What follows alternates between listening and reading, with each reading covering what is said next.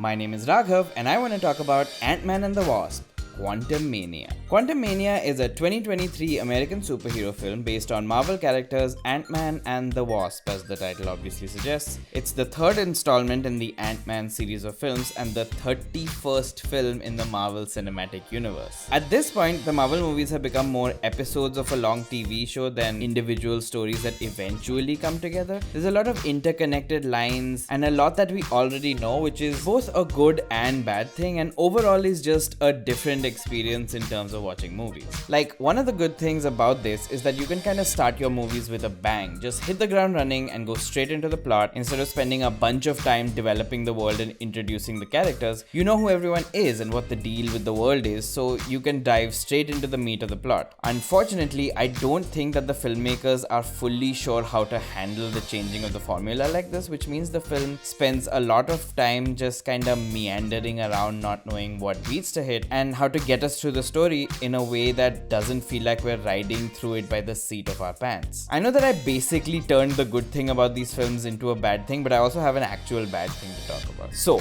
the bad thing that can happen with episodic films is that because the movies have to tie into each other one way or the other, a lot of times they feel like unfinished stories or have unnecessarily tacked on cliffhangers or some other gimmicky thing that undermines the story of the present movie because you're supposed to start getting excited for the next installment. See, it's not like regular sequel baiting where you watch a good movie and then go, I like these characters, I'd love to see more of them. The next installment is going to have totally other characters, stories and genres, so it's this tricky thing of trying to include and allude to everything that just makes it feel very jumbled. Anyway, Quantum-MEH-nia is a mixed bag to say the least. It prioritizes fun, which is good when they get it right. I thought the beginning stuff was cute and enjoyable. Paul Rudd is obviously still doing a very good job as an affable protagonist, and Kathryn Newton is also doing a decent job of filling the shoes of the adorable Abby Ryder Fortson, who played the child version of Cassie Lang, who was magical in the first two Ant-Mans,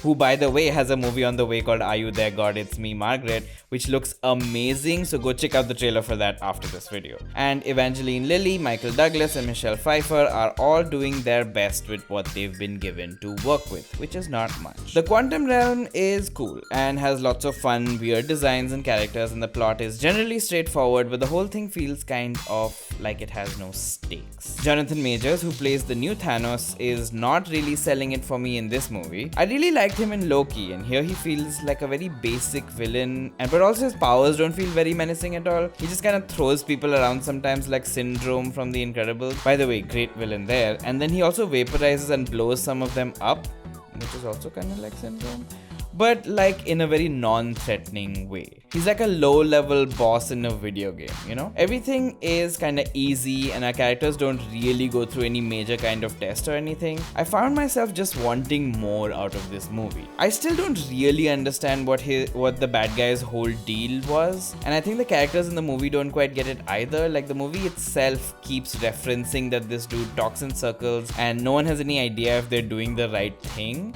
All through the film, I just found myself constantly thinking, why is this a whole movie? Like, there just isn't enough of an idea here to warrant a full feature film. Oh, also, and this is a problem with pretty much all Marvel movies right now, I am sick of watching these helmets come on and off constantly while they're fighting. These people be suiting up, throwing a punch, unmasking, quipping, remasking, punching, unmasking, talking, remasking, punching is fucking exhausting to watch. I feel like half the VFX budget is just doing these helmet animations. I don't need it. Pull a Spider-Man and do it in voiceover. We were okay with it then, we're okay with it now. This constant back and forth just draws too much attention and completely stalls the momentum of the movie. Overall, I enjoyed the comedic parts of the movie and I look forward to seeing Cassie Lang have her own adventures. Also, the final climax of the movie is just so much noise. Just a bunch of computer-generated characters screaming at each other, tons of crowd simulations and explosions, and just a bunch of crap I couldn't care about. Someone needs to sit Marvel down and explain to them that every final climax doesn't need to be a big endgame brawl.